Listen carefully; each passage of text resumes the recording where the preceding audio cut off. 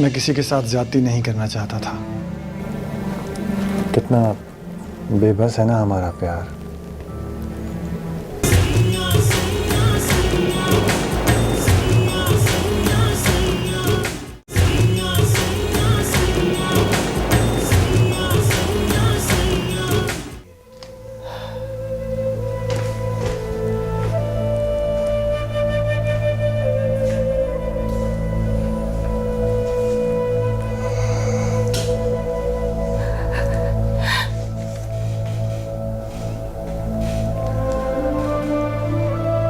अब क्या होगा बीबी? रुसवाई। कल तक हम उसकी शादी के गीत गा रहे थे उसकी दुल्हन के घर में, और वो कहीं और दूल्हा बन गया। इस बात को आप कब तक छुपा सकती हैं? अब क्या छुपाना साईं, 1-2 दिन में मेहरबानो आ जाएगी। रात ही मुझसे कह रही थी कि मैं आपके साथ चलती हूँ, तो मैंने उसे मना कर दिया कि तुम्हारी बहन की शादी है, अपनी माँ का हाथ बटाओ, यहाँ मैं संभाल लूंगी।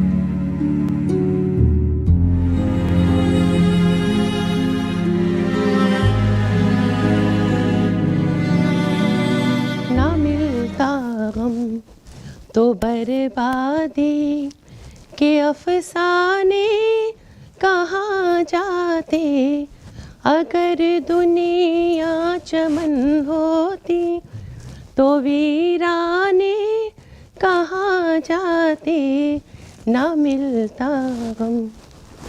चलो अच्छा हुआ अपनों में कोई गैर तो निकला जी, गैर तो निकला।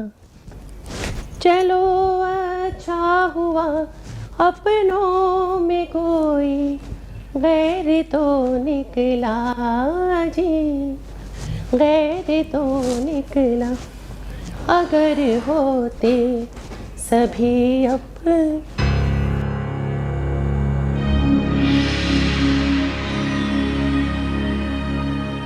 बीबी मुर्शिद, आप बाहर बैठी हैं? ऐसे ही बस नींद नहीं आ रही थी। बड़े सरकार अभी तक खफा हैं? मुझे तो लगता है जैसे उनका मुझसे बात करने का दिल ही नहीं चाहता, जैसे वो जमाने से चुप रहने का कोई बहाना ढूंढ रहे थे, या जैसे किसी गलती की ताक में बैठे थे कि हो तो उसकी आड़ में मुझसे दामन बचा सके। ना बीबी, बड़े सरकार तो फरिश्ता हैं।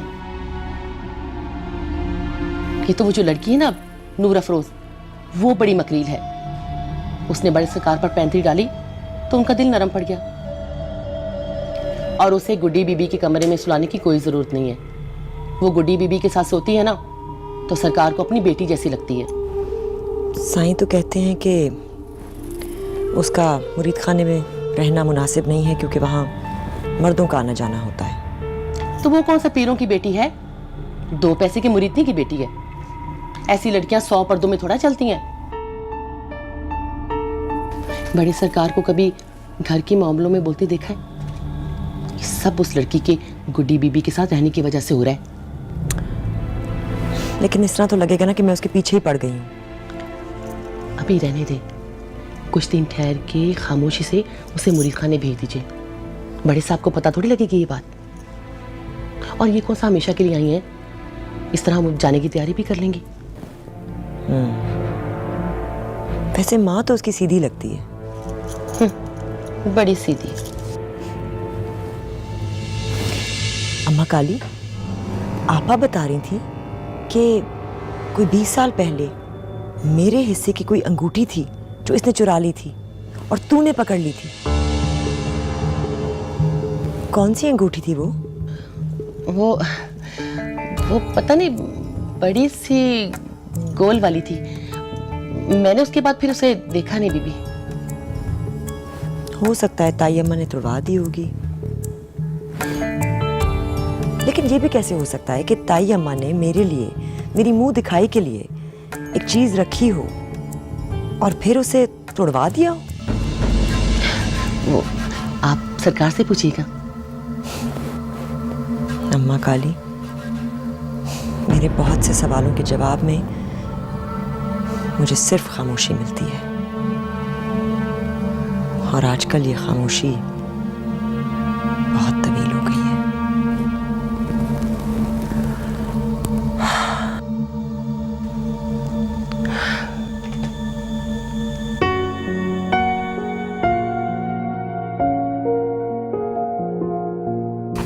पता है, कई बार कबीर ने मेरा हाथ पकड़ा, लेकिन मुझे कभी बुरा नहीं लगा।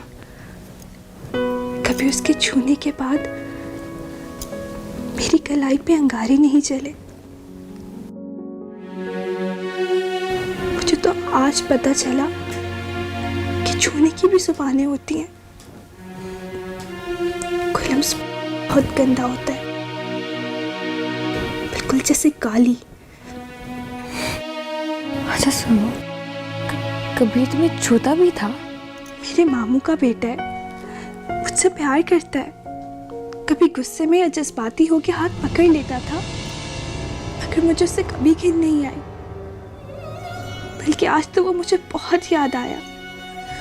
पता है, अगर आज वो यहाँ होता ना, तो इस पेड़ सालिया की हड्डियों का सुरमा बना डालता। अच्छा सुनो, कभी उसने तुम्हारा हाथ पकड़ के तुम्हें कहा आई लव यू? छोटी बीबी, कितनी बार कहा है आपसे कि चीफ बातें मत सुना करें। चलिए उठिए, अपने बिस्तर पर चढ़कर सो जाइए। चलिए उठिए।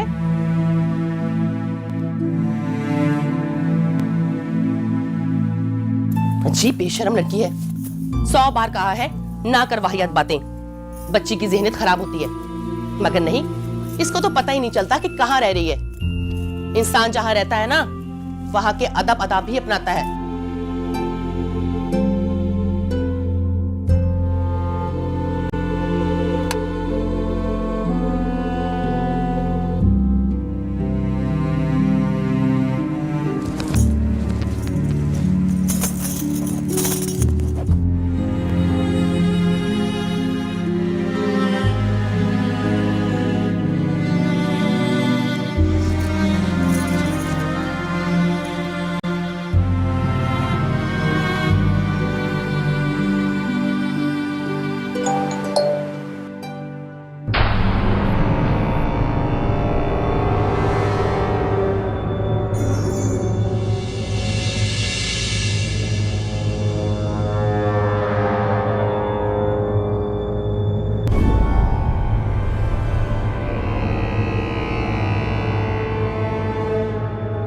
क्या कर रही हो?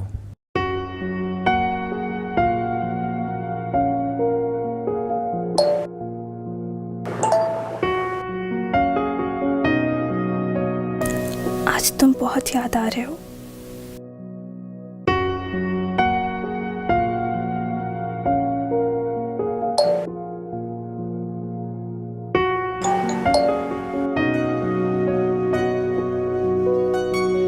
क्या इस दूरी ने तुम्हारे दिल में मेरी मोहब्बत पैदा कर दी है?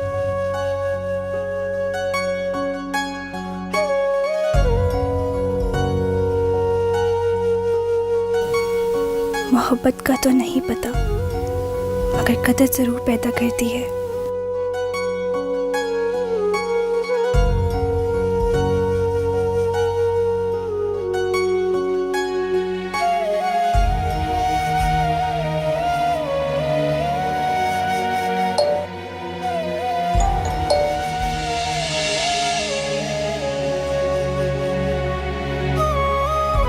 इस कदर में थोड़ी सी मेरी याद मिला दो, फिर इसमें बचपन का गुजरा हुआ वक्त, फिर मेरी मोहब्बत की सच्चाई को मिला के देखो।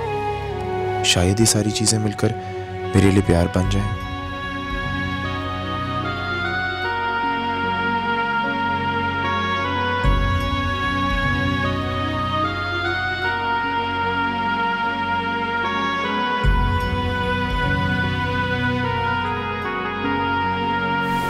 प्यार ऐसी मिलावटों से बनता तो फिर चाहिए क्या था?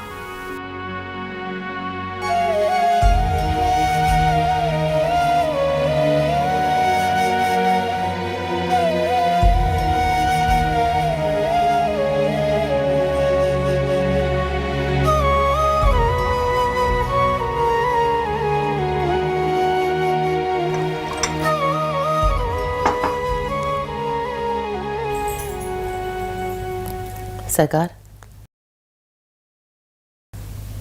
बीबी मुझे आपसे कुछ बात करनी है। तुम भी रुको मलका।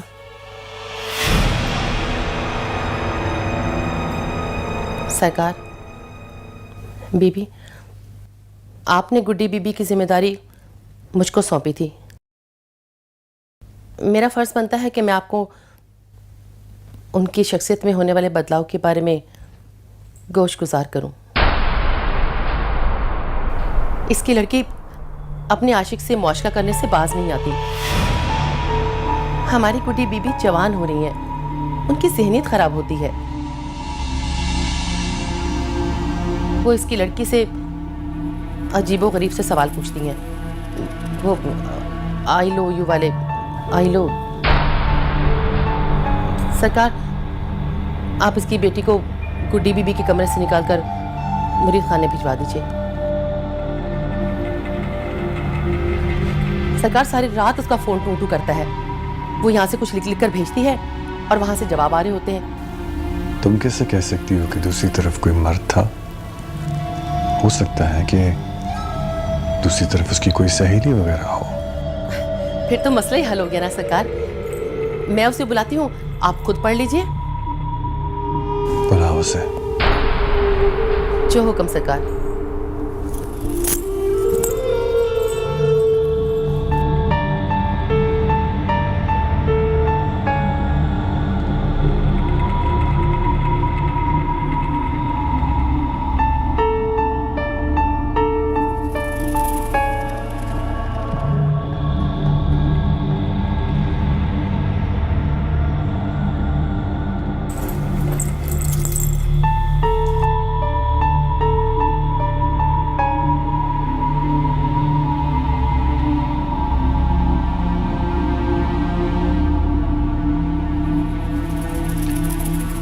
अपना मोबाइल दो मुझे।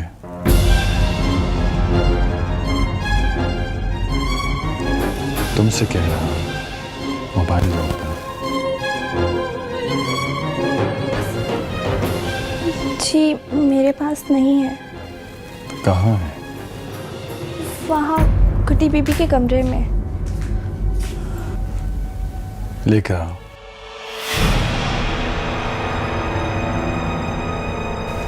ठहरो, तुम यहीं रुको। अम्मा काली, तुम लेकर आओ इसका फोन। जो हुक्म सरकार।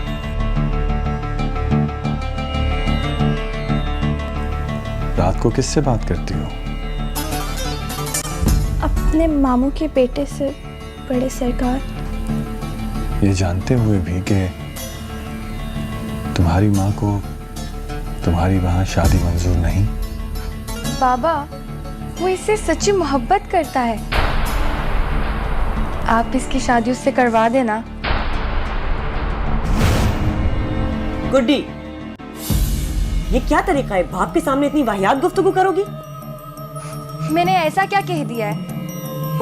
वो इससे सच्ची मोहब्बत करता है और हर रोज इसे फोन भी करता है।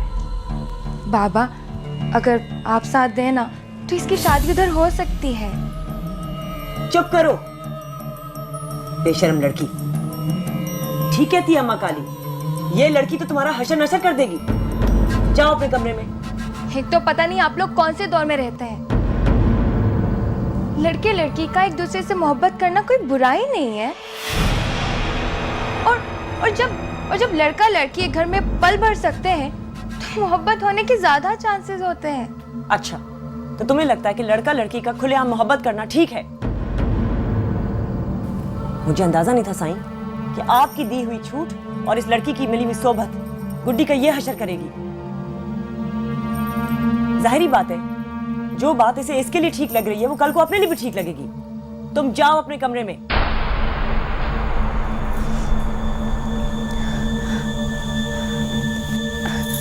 मेरा ऐसा कोई ताल्लुक नहीं है, मैं इससे मोहब्बत नहीं करती बड़े सरकार।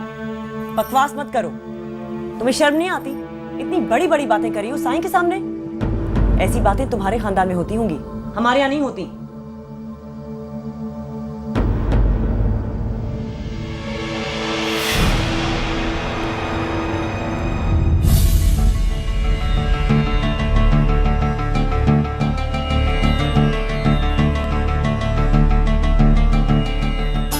आज तुम बहुत याद आ रहे हो। तुमसे कहा है ना अपने कमरे में जाओ।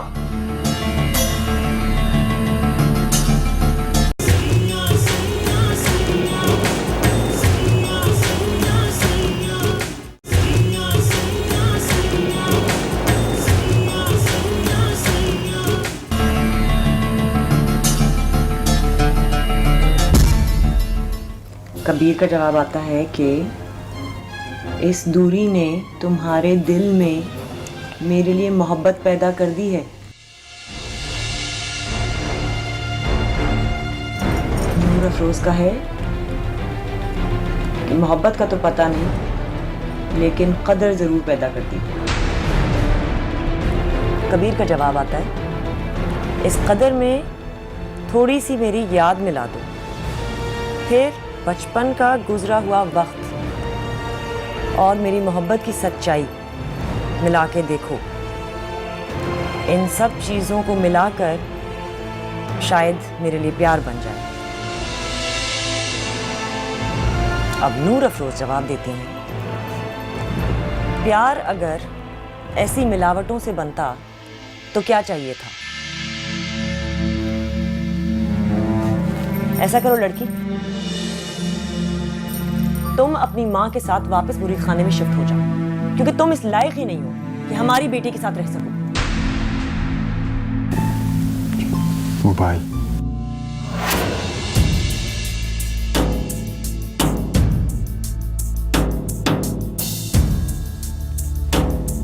नूर अफरोज, जाओ यहां से। मलका, नूर अफरोज को ले जाओ मुरीद खाने में और उसको वहीं रहना चाहिए। गुड्डी पीवी के पास ये बिल्कुल भी मत आए। ये जो मोबाइल का मामला है ये तुम लोगों का जाती मामला है।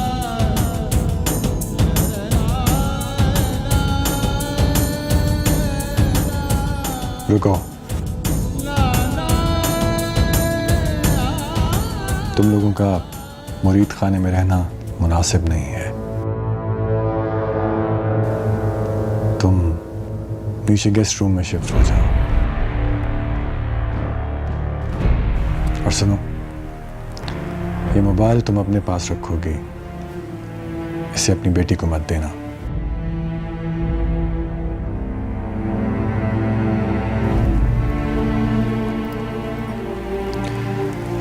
और आइंदा इतने बेबाक लहजे में गुफ्तगू से परहेज होनी चाहिए। गेस्ट रूम खानदानी मेहमानों के लिए है, तो घर का कोई और कमरा इनको दे दो। इतना बड़ा लकी महल है, एक कमरा इनको दे दो। ये मुरीद खाने में ठीक रहेंगी। काली, इनको गेस्ट रूम में ले जाओ। जो हुक्म सरकार। चलो भी चलो, बल्कि तुम तो चलो, चलो भाई।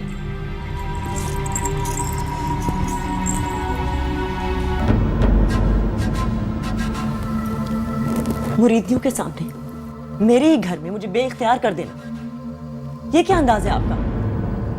आज से पहले ना देखा ना सुना। बीबी, आप मेरी मजबूरी को समझने की कोशिश करें। मैं इस बच्ची को बस साईं, आज से पहले ऐसी नौबत ही नहीं आई।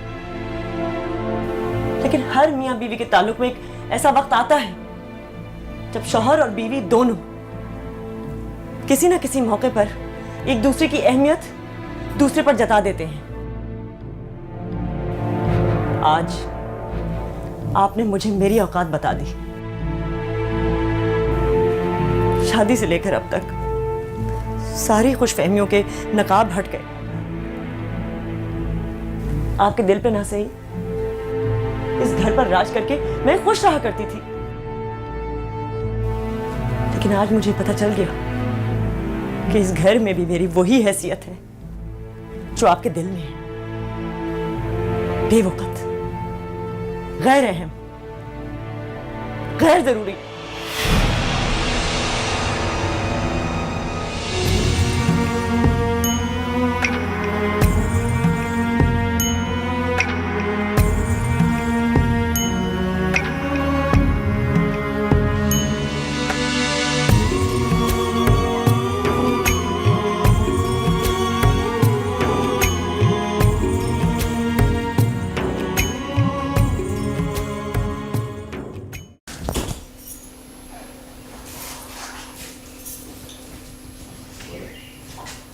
चलो भाई जल्दी करो, और कितनी देर है तुम लोगों को? सुबह ही सुबह घर में फसाद डलवा दिया। मैं तो कहती हूं अपने घर को निकल जाओ। ये लड़की बहू बेटियों में रखने वाली नहीं है। फसाद हमने नहीं तुमने डलवाया है। लो, मैंने तुम्हारे कच्चे चिट्ठे सरकार को बता दिए तो फसाद डलवा दिया। कौन से कच्चे छट्टे? मेरा कजन है, मैं उसे इसी तरह से बात करती हूँ। मुझे बोलने नहीं दिया, वरना सबको बताती कि हम तो है ही बेतकल्लुफ। नहीं मलका, बेटी को कैसे माहौल में पाला है तूने, तभी तो इतनी बेहजाब हुई है। ए, अपने काम से काम रख। चुप कर जा नूरा अफरोज। क्या मुसीबत है, क्यों पड़े हैं हम यहाँ पे? अम्मा, मैं कहती हूँ मुझे इस जहन्नुम से निकाल। चुप कर जा। मैं चुप नहीं करने वाली, मुझे अपने घर जाना है। तू बोल कबीरे से। मत ले नाम उसका। लो, उन्होंने क्या एतराज किया अम्मा? आज तुझे भी अपना भाई गैर लगने लगा?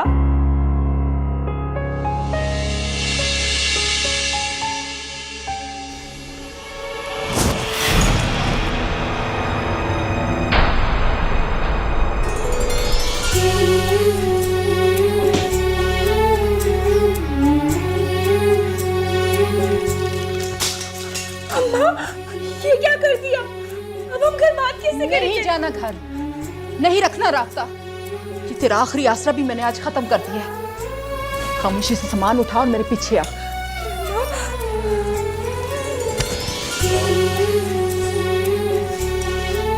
मैं कहती हूँ मेरे पीछे आ।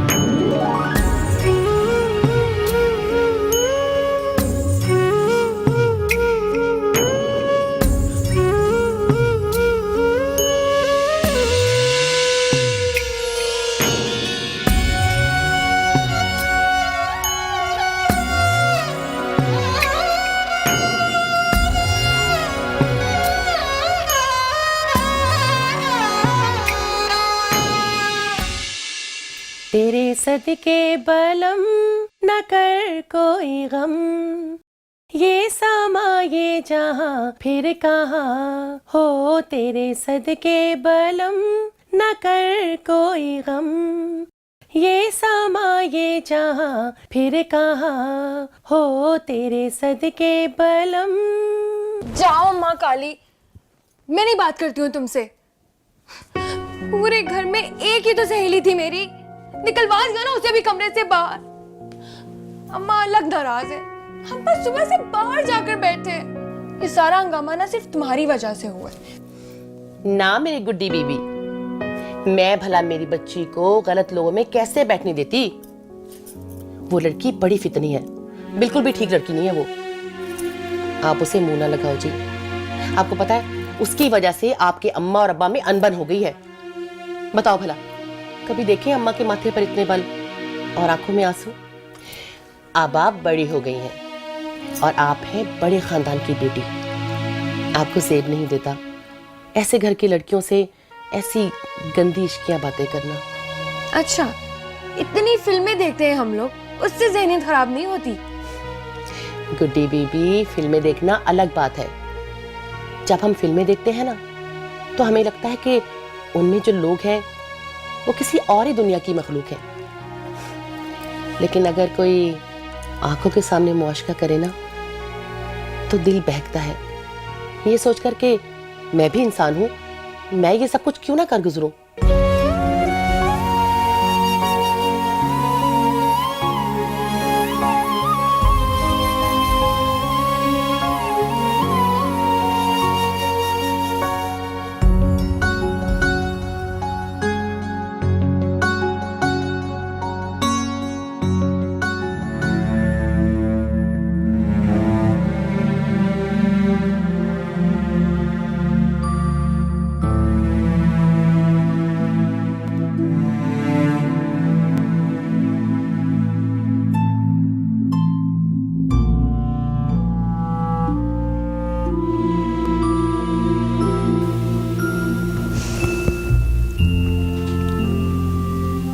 मुझे एक ज़रूरी काम से कराची जाना पड़ गया है।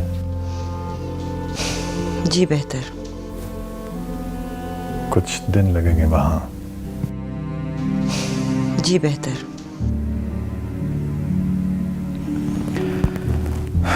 आप शायद मुझसे बात नहीं करना चाह रही, मगर मैं आपको मुतमईन करना चाहता हूँ।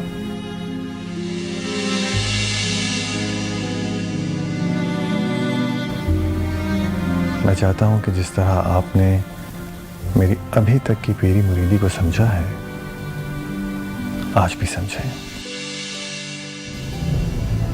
ये बच्ची इज्जतदार घराने की बच्ची है।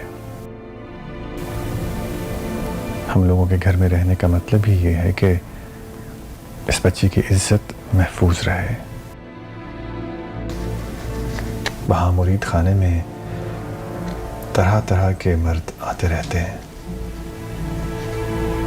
वहां उन लोगों का रहना ठीक नहीं है।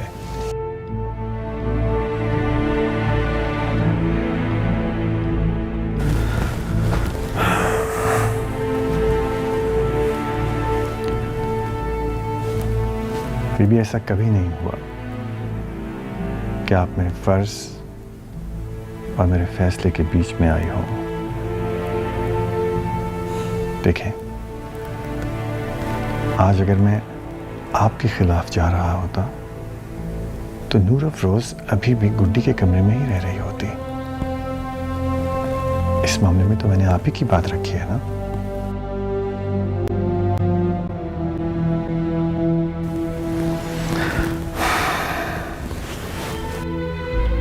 बीबी, ये घर आपका है,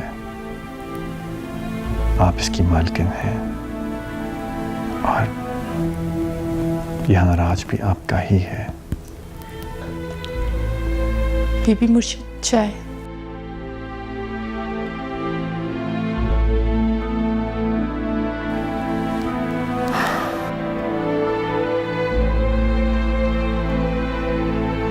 यहाँ रख दो।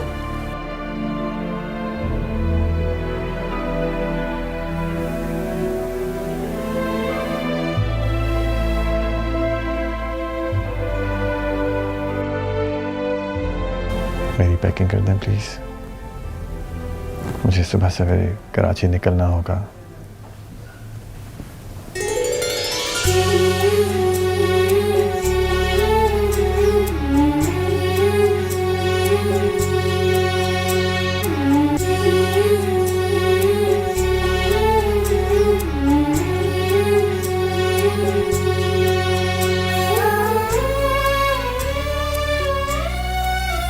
नीचे होके बैठ।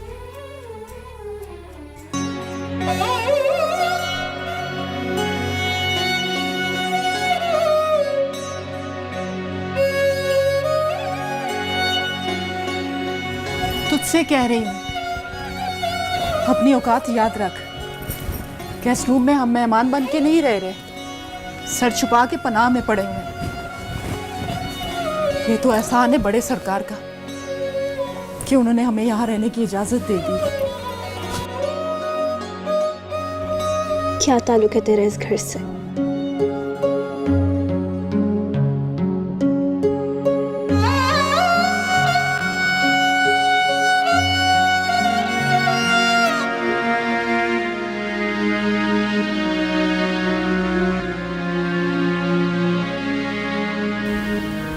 जो एक मलंग का मजार से होता है, और मेरा?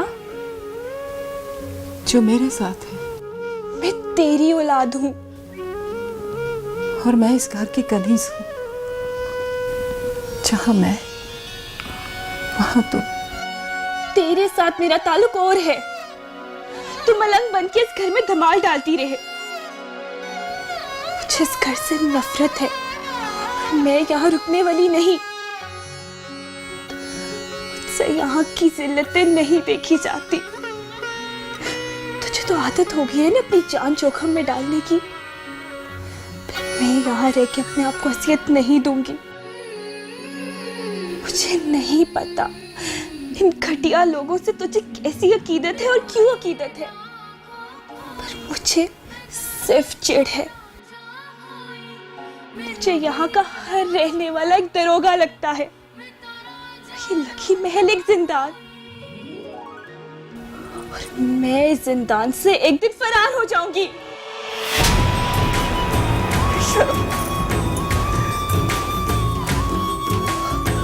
बाकी तेरी तरबियत में बड़ी कमी रह गई। याद रख, अगर इस लकी महल से कदम भी बाहर रखा ना, तो तेरा नहीं, मेरा आखिरी दिन होगा। बिछा नीचे बिस्तर और सो जा।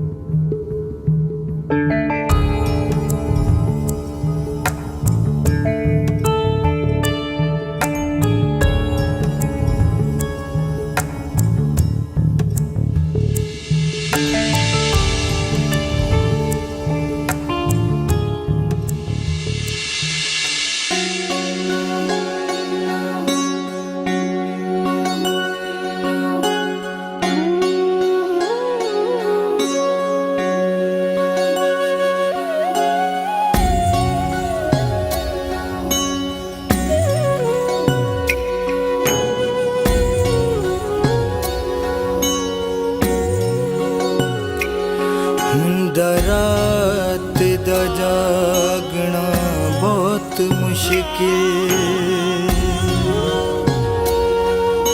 या कोई जागदा पहरेदार राती या कोई जागदा इश्क दी तार वाला या कोई जागदा दुखिया बीमार राती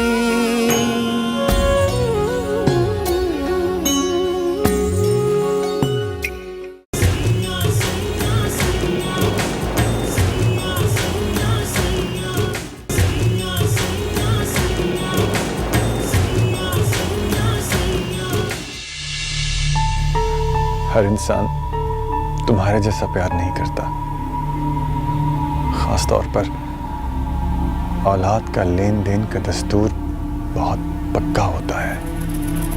मुझे ऐसे लिफाफे से डर लगता है अब्बा। मैं आपसे सिर्फ यही गुजारिश करता हूँ कि मुझे बता दें मेरा बेटा कहाँ है।